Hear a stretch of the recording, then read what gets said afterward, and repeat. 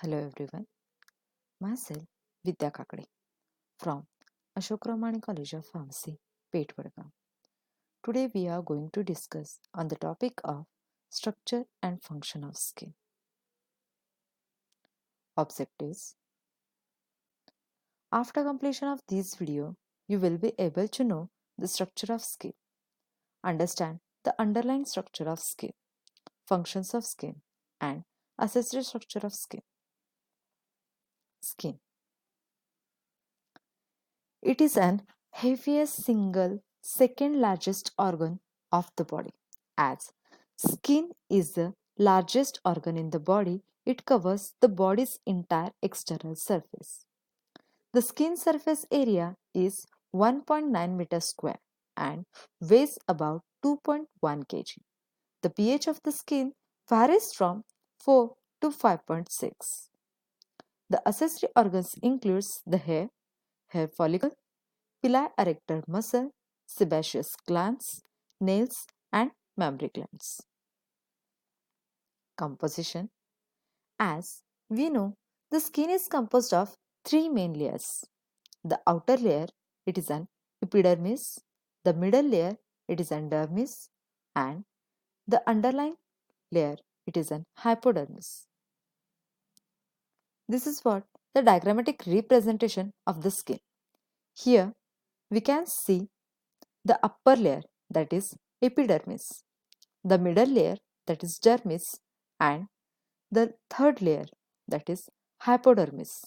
Along with it, it also includes the hair follicle, hair shaft, pili erector muscle, adipose tissue, blood vessels, sensory nerve fibers, sebaceous glands, etc.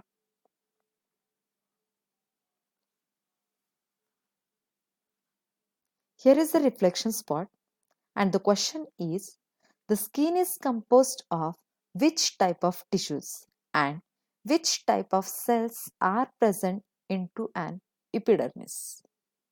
Think over it and write down your answer.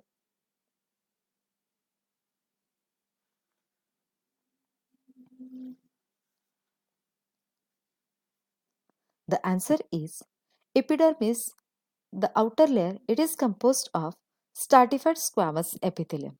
The middle layer, dermis, it is composed of fibrous connective tissue, and the hypodermis, it is composed of adipose tissue and loose connective tissue. And there are mainly four cells present into an epidermis, that are keratinocytes, melanocytes, Langerhans cells, and Merkel cells. Epidermis. It is an outermost layer of the skin made up of stratified squamous epithelium with an underlying basal lamina. The main type of cells which make up the epidermis are Merkel cells, keratinocytes with melanocytes, and Langerhans cells are also present. The epidermis contains no blood vessels and it is nourished by the diffusion from the epidermis. The outermost layer of the epidermis consists of 25 to 30 layers of dead cells. The entire epidermal cell is replaced every 4 weeks. In fact, it is estimated that an individual will shed about 1 pound of skin every year. Epidermis is composed of 5 main layers: stratum corneum, stratum lucidum, stratum granulosum, stratum spinosum, stratum germinativum. Actually, the epidermis is mainly composed of 4 layers, that is stratum corneum, stratum granulosum, stratum spinosum, stratum germinativum. Stratum lucidum, it is found only in thicker part of the skins. This is a diagrammatic representation of epidermis layer. As we discussed, the epidermis is composed of 5 main layers, that is stratum corneum, stratum lucidum, stratum granulosum, stratum spinosum, and stratum basale. Here we can see the stratum corneum layer. It is consists of many layers of keratinized dead cells that are flattened and non-nucleated. Here is the stratum lucidum, a thin clear layer found only in the epidermis of the lips, palms and the soles.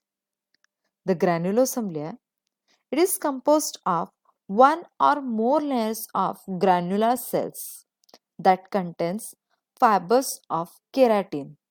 Then stratum spinosum, it is composed of several layers of the cells with centrally located large oval nuclei and spine-like processes. That's why the name is stratum spinosum. And the last layer is stratum basale, that consists of a single layer of cuboidal cells in contact with the basement membrane that undergo mitosis. Dermis. The dermis, it is a middle layer of the skin. It is in a skin beneath the epidermis that consists of connective tissue and cushions the body from stress and strain. It is made up of fibrous connective tissue that contains arterioles for supplying nutrients, that is oxygen, glucose, water and ions, to its structures and to the epidermis. It also contains some pili erector muscles to wrinkle the skin and erect the hairs. Contains nerves and nerve receptors to detect the sensations of the heat, cold, pressure, touch and pain. Contains hair follicles to develop the hair. Contains sebaceous gland to secrete sebum onto the skin surface and sudoriferous glands to secrete sweat. The dermis is structurally divided into two areas. A superficial area adjacent to the epidermis called the papillary region and a deep thicker area known as the reticular region. This is what in a papillary region. It is an outer layer thinner composed of loose connective tissue and contacts epidermis. And the second one is reticular region, that is deeper layer, thicker, less cellular and consists of dense connective tissue, the bundles of collagen fibers.